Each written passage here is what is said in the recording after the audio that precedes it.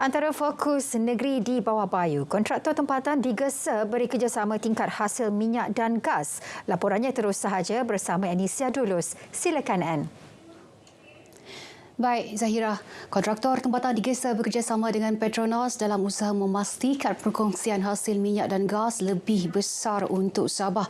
Ini melibatkan keseluruhan nilai rantaian termasuk hiliran, gas asli cecair serta perkhidmatan gas dan minyak.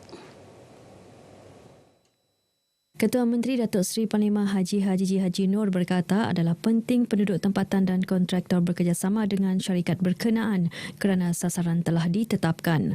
Beliau juga berharap Petronas meneruskan komitmen menyokong penyertaan kontraktor tempatan dalam perniagaan perkhidmatan minyak dan gas di negeri ini.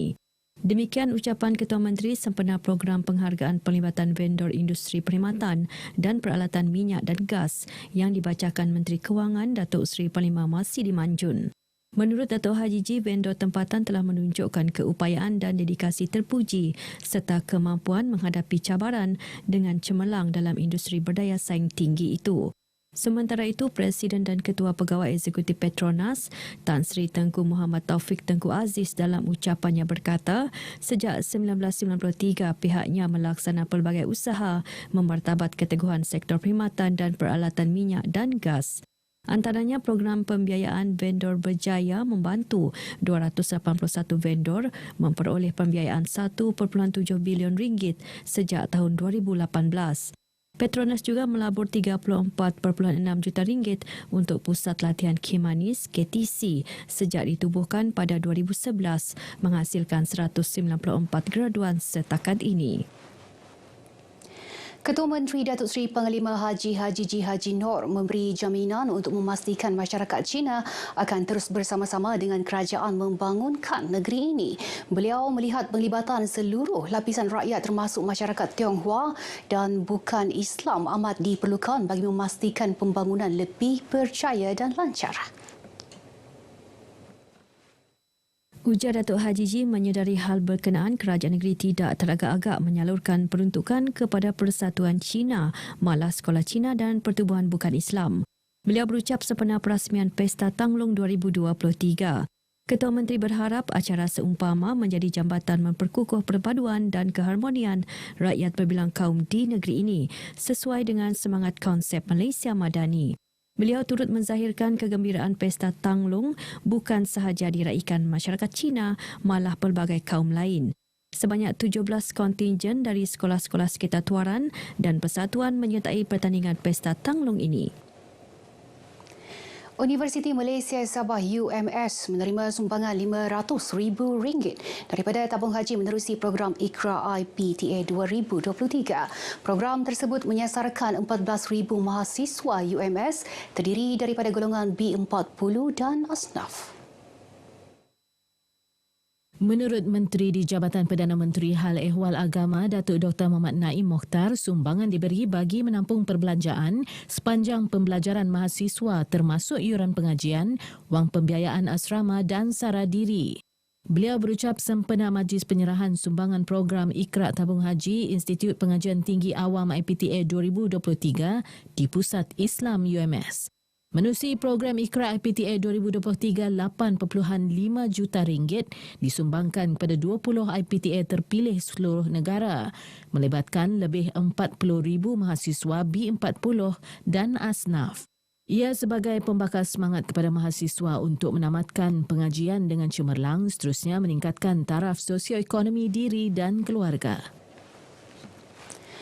Pengguna diminta tidak melakukan pembelian panik kerana pemberian subsidi beras import putih BPI diteruskan.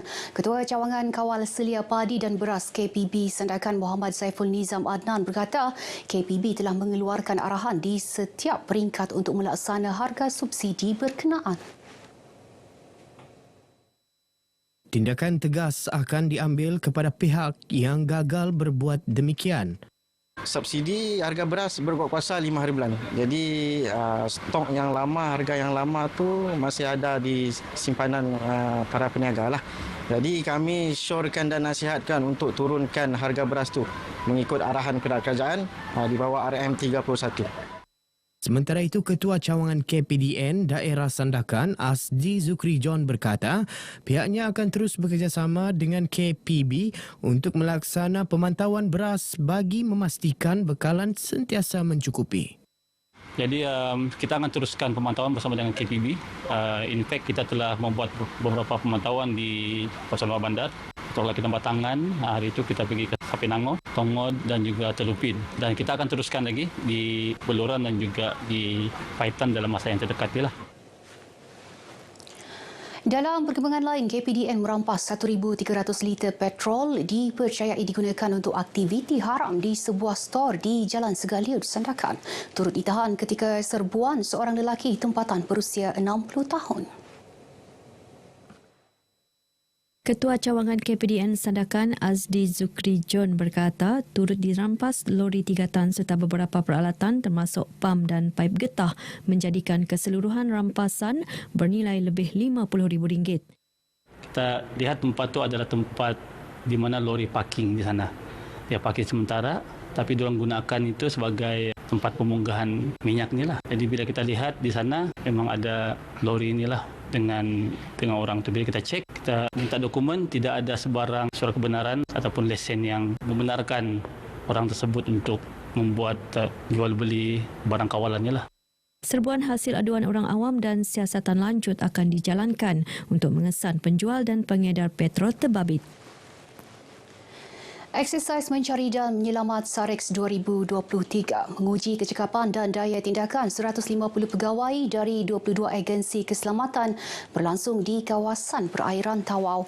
Ia melibatkan simulasi senario insiden perlanggaran sebuah feri penumpang dan bot penumpang masing-masing membawa 40 orang.